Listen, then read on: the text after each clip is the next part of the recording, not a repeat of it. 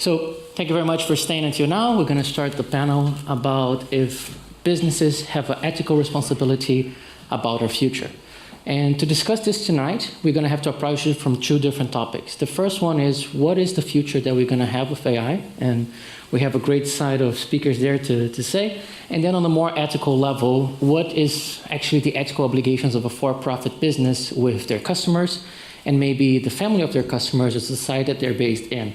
So thank you. So before we start, actually, I would like for the speakers to introduce themselves. I myself gave a bit of an introduction in the beginning. My name is Nicholas Brasotto. I'm an economist. I work with emerging technologies and the intersection between economics and tech. But you guys can talk more. Tonight is about you three, so take your time. Go. Hi, I'm Tina. I'm actually a marketing expert from Berlin. I'm one of those business people mentioned in the first presentation that got involved in AI in late 2016. And since then, I'm continuing my learning process here, and I'm also writing a blog about that topic. And I'm representing the international organization Women in AI as an ambassador for Berlin. Hi, I'm Mike. I just returned to Berlin after a year in Southeast Asia working for a very large corporation, which will remain unnamed due to very special reasons. I have a company called Photonic Insights where I work with Raman spectrography for low-cost materials analysis. So my exposure to AI, it's been a while. Actually, we brought Tari to Berlin that started this whole Meetup AI a little over a year ago. Yeah. And I use AI tools to analyze materials. Hello everyone, my name is Kathleen and I'm a marketing expert from Berlin, and I work as a regional marketing lead at HubSpot, and I also write a blog together with Tina. It's called lernwiemachine.ai, and there we talk about our experience and our learning process in this field of AI and all the sub-areas. Right. So before we start with the AI side of things, and because all three of you work in fairly big companies, I would like to start with, when a company exists for profit, they already have a reason to exist, right? They have to deliver a profit, they have to deliver a product, they have to pay it back to their shareholders. Is that an implied moral obligation for people outside of that spectrum? Let's say first to customers and then to people beyond those customer groups? So I wish there was, but no. Not from my experience, not at all. The frank talk that occurs at the C-level, away from the people that are taking notes, profit is survival, and that is all that really matters. What's messaged to everyone out here through PR are different things. I wish I could say different. I hope someone else has a different experience. I actually would agree on that. I don't think there's much room to discuss. I think different companies have different approaches. Some are like really obviously not taking care of that at all. Some are at least trying to create an image of caring. But in the end, I think in most cases it comes down to PR actions here. I also agree with you. So why would companies have an incentive to be like ethically or politically correct here when it doesn't drive profit? So the only thing, as you two mentioned, is to drive profit, to survive, and in case they follow some ethical guidelines, it's only because they care about their image or something in the past happened that it went through the press, then of course they might take some action on that, but it's only because of not losing customers and following PR and images. Yeah. So perfect, because I want to push back on what you two said, but follow up what Kathleen said. What about when there is a profit reason to invest in, let's say, ethical guidelines or follow some ethical ideas? We can think here from acquiring customer, retaining good employees, or even reputational damage. So does this today impact it enough for companies to say, oh, I'd rather be ethical than be unethical?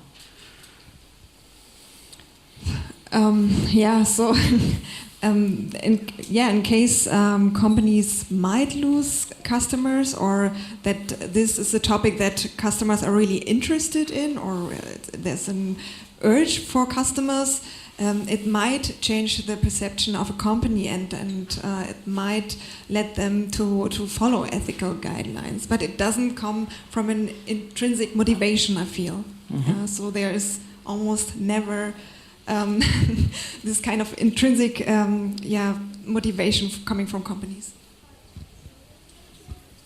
I would like to add something here. So, I mean, we know from several studies reveal that people mistrust AI technology. So, specifically in Germany, I know it depends on the cultural background, there are differences, but in Germany we see that a lot of people mistrust AI. So, if this leads to less usage of AI features, if it's really like consumer driven, then the company interest is pretty high to actually ensure there are certain ethic values, considered when setting up the product, because only then they get the customers they need to increase their revenue. So yeah, you need to convince the customer in order to make money. So yeah, there is some kind of motivation, but to answer your question, I don't think it plays a role at the moment a lot. But I think looking at the statistics and all the research done in this field right now, I think it will change. So just before we make it more complicated by throwing AI in the mix, like most things in life, what is the customer role in this whole thing? If companies are not driven intrinsically for some moral reasons, and there's very good explanations and data to say that's the case, what is the role of customers in this whole story? Because we sometimes are driven by ethical implications. Did you see The Matrix? Yeah. Customers, the humans in the pods feeding the machine. That's my experience. That's what I saw. All right. I mean, for customers, I'm looking into, for example, voice search, which is AI-driven, or visual search. There's an argument to use it because the convenience is increased here. So it's more easy to get certain information via voice or via visual search, for example. So yeah, if the customer thinks the convenience is a higher value, then or it's a bigger advantage, and he doesn't care about his data, of course he doesn't play a big role. But again, I did research myself, and I saw cultural differences here. For example, the Italian people I worked with, they were really open. They said, use my data as long as it makes my life easier. Yeah, I don't care. But there were the Germans who always said, no, I want to be in control of my data, so I want to be able to switch it on and off, which data you use from me. So in this case, the customer has a very powerful role from my point of view. Yes, I would also agree and say that customers have a voice, and they really need to articulate what kind of services they support. But in order to really do that, they need to be educated as well. They need to be educated about the fact that there, for example, exist algorithmic biases in data. So I have the feeling also many people don't know that, but that's an upcoming topic, and that politics, society, and businesses are now starting to discuss this issue more, and that helps also to educate customers, and then they are more powerful even. It's important for customers to know how you're ultimately labeled, and we need transparency for this. So, like, how many of you understand that you might be marked economically as a low-income person, and all of the baggage that comes with that? And when you're exposed to that, when you're exposed to companies making decisions based on how they are classifying and grouping people, not looking at individuals, at least from my viewpoint, it becomes very disturbing and very a heavy weight to see these decisions made, to see, well, low-income people have certain likes that you're able to aggregate this, and then we can target these low-income people. Ultimately, they're customers, and an enlightened organization should serve them. And why I'm saying the negative right now, is because I implore everyone here who's listening to me, we can make a difference, and we can fight this, and we can be informed consumers. But you have to know what you're dealing with, and it's not very nice in the boardroom. Yeah, you can hold it. I have that here. Oh, yeah. No worries.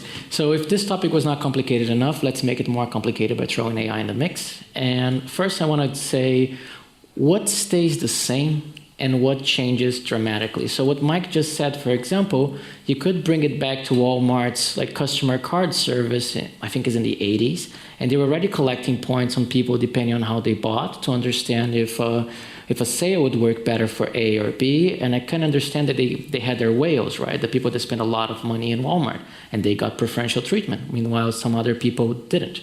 So that sounds very similar to what happens today. But I want to hear from you, like, in your opinion, which kind of prejudice or problems, they're just the same but in a different age, and which kind of are purely brought by AI and we should watch out for them? Purely by AI? Yeah, like you can be broad on that one. I don't think that's the right way to phrase it. I mean, because what AI does, or AI, I mean, we can discuss a term in itself, but what the current technology does is mirroring humans. It's mirroring our bias. So what it gets visible, what was happening only in the heads of people before, now gets visible on a broader scale.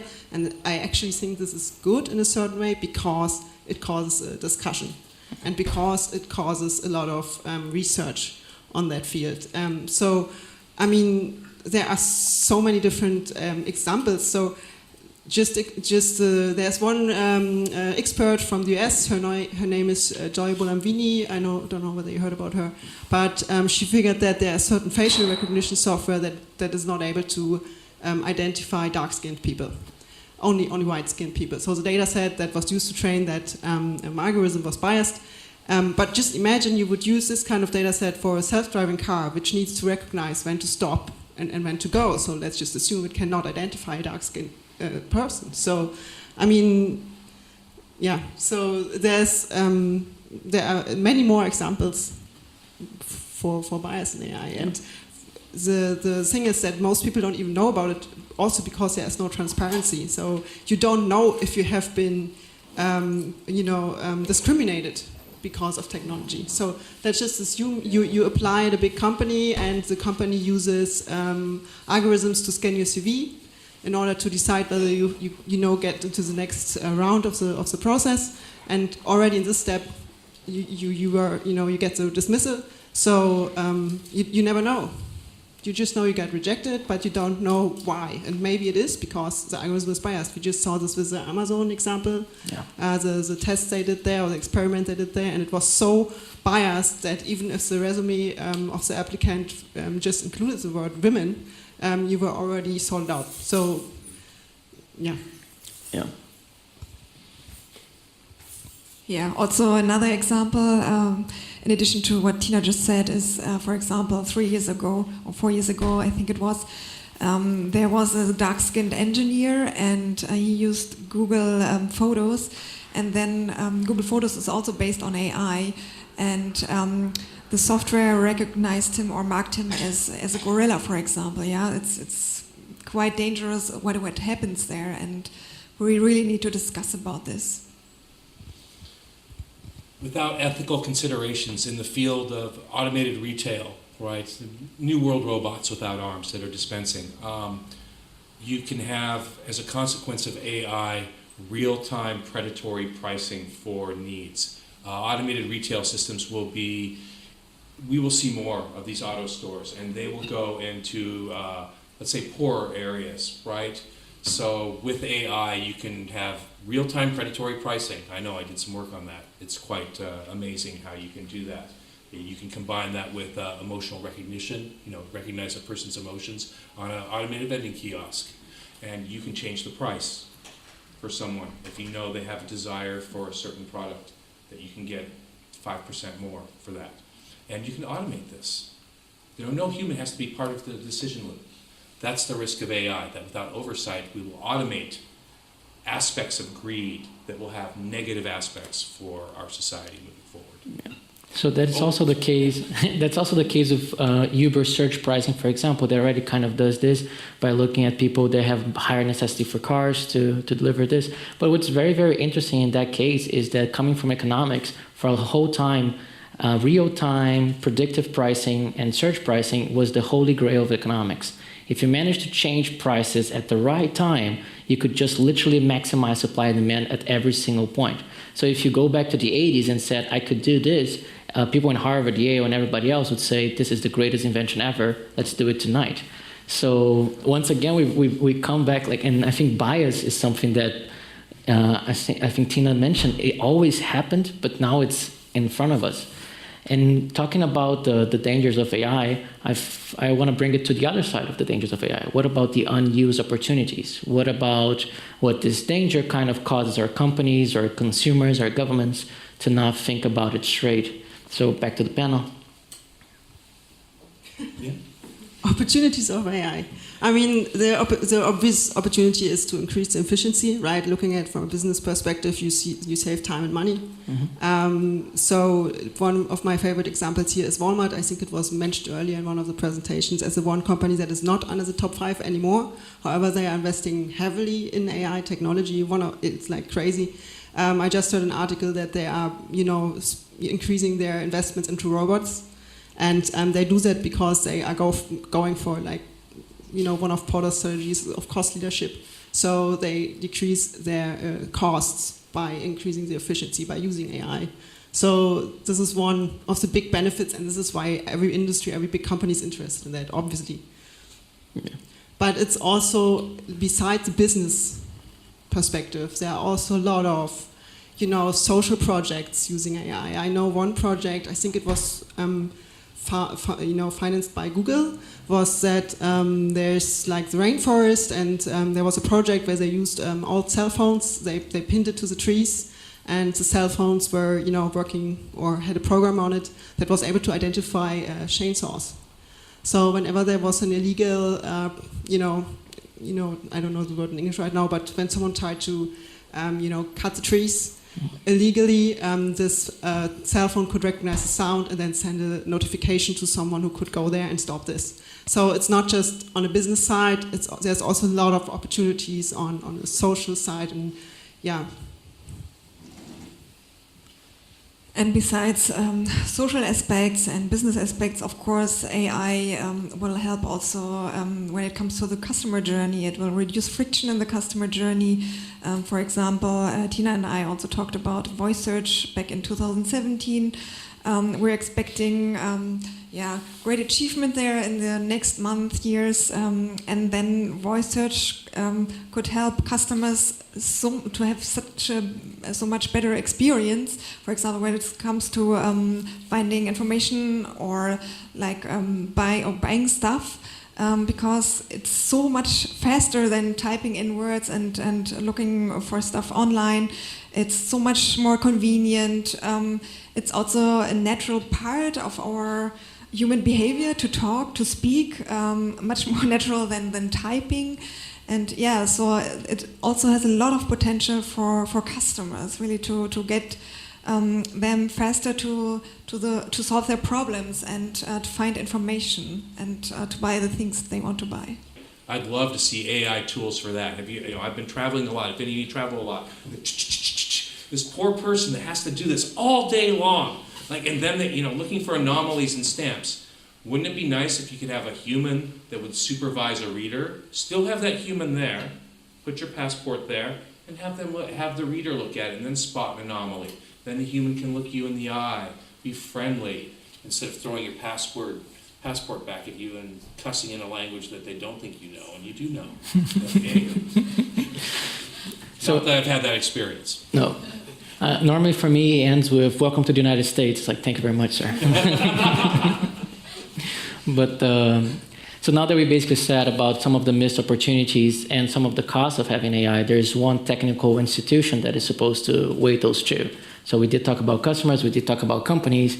What about government? And before we say about your general opinion, let's say you can choose whatever government you want, preferably German, but Mike, if you want to tell US, whatever.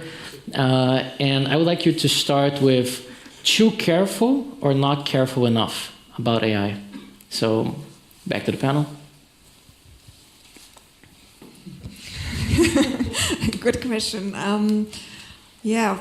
I think for Germany, I mean, the discussion has just started when it comes to ethics and politics. I have the feeling it's developing rather slow. Also, there's a lot of misconception regarding the funding also of the AI strategy in Germany. Actually, the initial plan was to provide Germany with 3 billion euro until 2025, but in January we heard that this cannot be guaranteed. So it will be a lot less. So yeah, and the discussion just started. But I have the feeling that the German government is quite careful here. Mm-hmm. The Americans not careful enough, but really I think the better word to describe the American efforts are sloppy. So it means moving forward but not really cognizant or caring about the damage being done. So I think there's got to be a third way. Well, what I see when I look at the US is they invest heavily in the military aspects. Yeah. So talking about ethics here, tricky. So they have a high interest in gaining competitive advantage in the military field when it comes to AI. I think it's one of the countries that are investing most in it, besides China maybe. Yeah. And I mean, China I know we can discuss China. There are positive and negative aspects to China, but what I admire at China is they started very early, and they did it in a very structured way. I mean, there are guidelines down to the most local level. Like even the communities are having an AI strategy, and I mean it's clear that this is an advantage compared to America. I think US just signed the strategy 2019, so this year.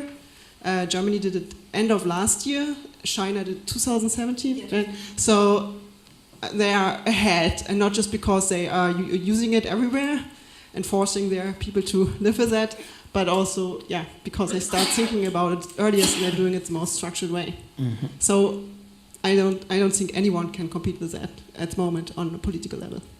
So now that we cover a lot of what's happening to AI today, even the comment from Tina about should we be using AI at all as a word rather than saying machine learning or any other specific technique? But let's talk about building the future of AI. So this one goes directly to Mike. So Mike has some experience with IoT, and that I know. And Mike, for you, what's the role of IoT into building AI into our future? So what can IoT do? IoT is going to provide, at least industrial IoT, a different sensorium, not just camera-based and not just vibration-based. Material sensing based, chemical analysis, right? Aggregation of simple sensors that means something greater. So a vibration sensor in one point, it just tells you if something vibrates. Put 100 of them on a very large manufacturing device, a giant drill press, a vacuum former, and then all of a sudden it gives you a much different picture. So that's what I see IoT is doing, is that we're going to be able, IoT efforts should be providing rich data for data scientists to analyze.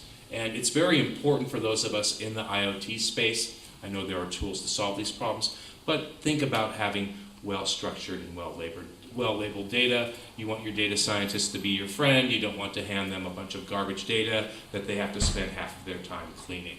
Mm-hmm. And so actually people in the IoT space have the ability, and right now at this time are empowered to make these decisions.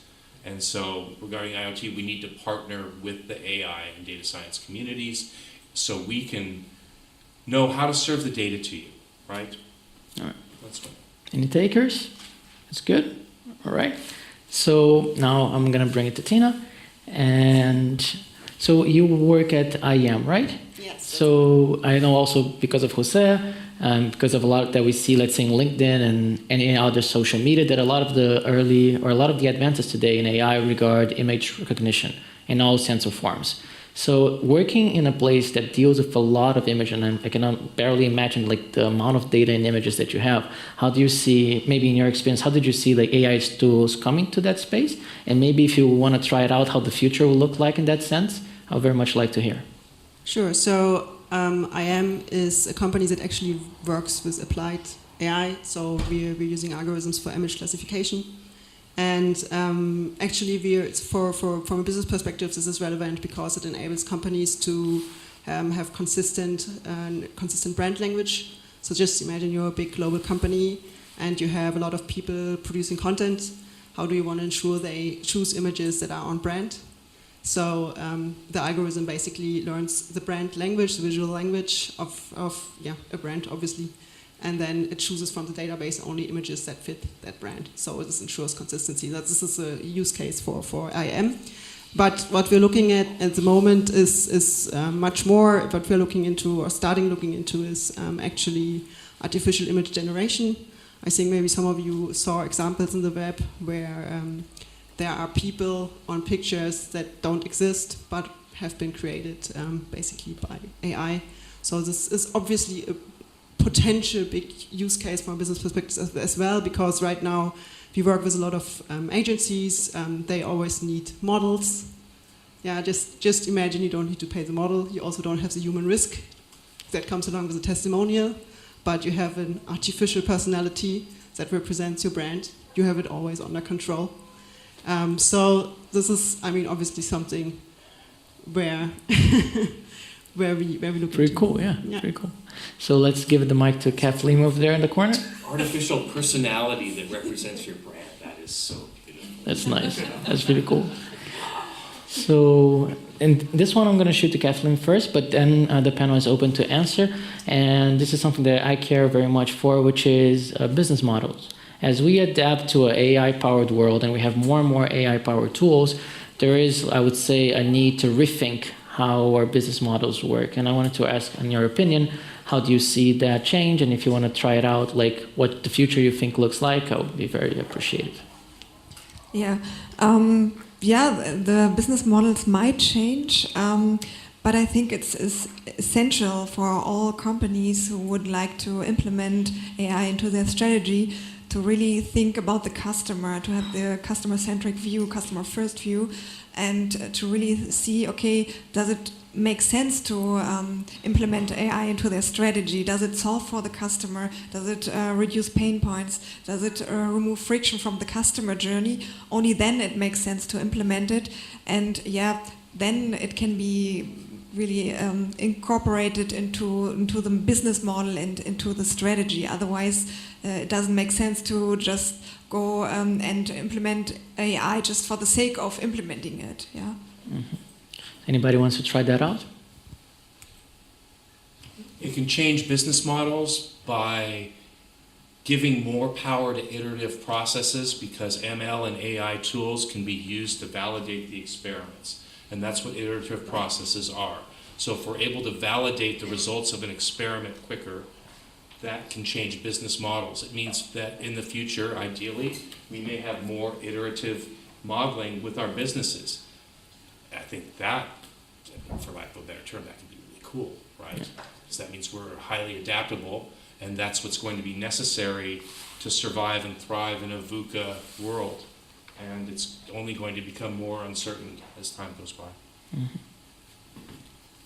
I can just summarize what Kathleen just said. I mean, we talked to some companies who said, we want to do something with AI.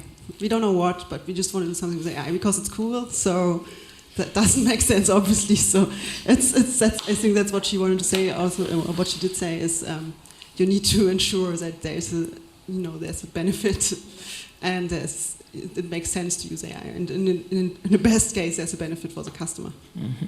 So I'm going to hit two questions here who are somewhat related. So first, back to the whole panel.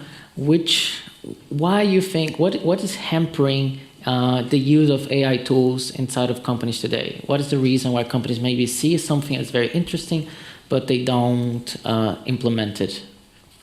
Because they don't know how. I mean, in most cases, a lot of companies are interested in AI, but they don't know enough about it, or they don't know how to implement it, or it just starts with the data. They have data, but it's not clean, or it's not structured, or it's not collected well. So there is a variety of reasons actually why companies don't use it. Also, if you want to, I personally am in marketing, and I try to work with AI-driven tools. And some AI-driven tools are not available until you're able to invest a certain budget into your marketing activities. So as a small or medium-sized company, you don't have access because they don't give it, they don't grant access if you don't, invest a six-figure budget. Yeah. So I think this will change during the next years. But right now, I think it is a privilege of big companies. Mm-hmm. Focus on outcomes, lack of technical expertise, and lack of appreciation of the mathematical beauty within the systems. not paying attention to the process, how we get the results. So how can you change that in the C-suite? It will require a seismic shift. It will require that people in large corporates are given the time to go to data science retreats, for example, and to increase their education in order to see the beauty of what's going on, to reframe these AI tools. And I keep saying beauty because it is, because I hated calculus until I got exposed to machine learning. And then all of a sudden, something in this 50-year-old goat's head snapped. And the calculus that I hated when I was 22 years old now is beautiful. And I understand enough to be a dangerous idiot. And there needs to be more dangerous idiots in the boardrooms that take the time to understand what is happening with machine learning. When this happens, and the companies where this happens, which are primarily tech companies, which have CTOs and C-level people that can write some code. And if they can't write code, that will at least read an abstract from a paper. The more that this happens, the better adoption we will have. However, if it's focused on 80s, 90s, 2010 thinking of outcomes and increasing conversion rates, etc., they won't adopt it because they won't know what's happening. It's like someone who's riding a horse, right? Not recognizing what a car is and the age of the car is coming and trying to stay with the horse mentality. You're just going to get left behind. You have to change, you have to evolve. Yeah, I agree. So it's basically about the lack of resources, lack of budget, the lack of the mindset of the C-level. It also might be due to the fact that companies might not be able to attract machine learning experts. And there's also, I have the feeling that there's in general a lack of experts in these fields, and they might rather work for the big companies or at universities and do focus purely on research. Mm-hmm. So before we start for questions, I want to ask a question specifically to Kathleen and Tina about the blog first. I want to know a bit more about that. And then, just like we said in the very beginning, how can we explain AI better? Sometimes too much information is lost and we just throw AI around. So first I want to know how you guys are doing talking about AI in the blog. And then I would like some tries on how we could explain this better. Okay. Okay, so we started the blog exactly 1 year ago, actually, on 9th of April, 2018, and we did it because we got fired.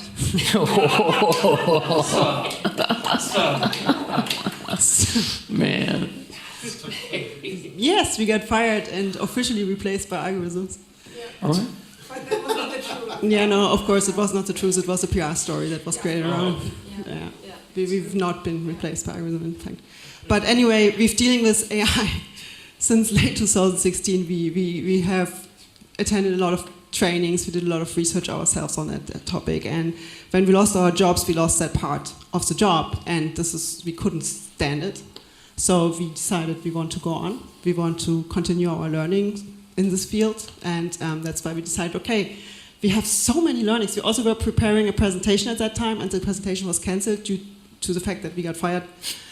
And we had that would stop some things. Yeah, you know? we had so many stuff, and we just wanted to share it. And so we just started the blog. We just started to write it down, and then we also saw that there's a lot of material in English. And believe it or not, there's a majority in Germany who still does not understand English well enough to read a research paper about AI. So we decided on purpose to write our blog in German because we wanted to make it understandable. Also, we are marketing experts. We are not data scientists, and we actually I experienced something similar as you did. There was this voice in my head telling me I cannot understand this topic when I started looking into it, and I discovered the beauty of math pretty late in my life, and we wanted to share this experience with other business experts because we do agree also with the first presentation we heard today. Everyone needs to get into this topic. Everyone needs to get involved, and there should be no fear because a lot of people are actually afraid. They doubt themselves. They doubt that they cannot understand this topic, and I think it's very important to make understandable that everyone can understand it and make it understandable. And the blog is one of our ways to try that. You want to? Yeah, exactly. So what Tina just mentioned, we would like everyone else to take part in our journey about our learning processes and also educate our audience. Yeah, we write in a very easy way to understand it. That's our aim. And so please visit our blog in case you speak German. But we also have an AI tool that translates it into English. Nice. So it's Nice. it's again, our blog is called lernenwiemaschinen.ai. Or just Google our names and then you will find it. And we are happy to get more readers and to also receive your feedback. And we also provide you with some advice in case you want to start with machine learning and AI. Tina just wrote and published an article about where you could start and what kind of courses you could attend and take. And just read our blog. Thank you very much.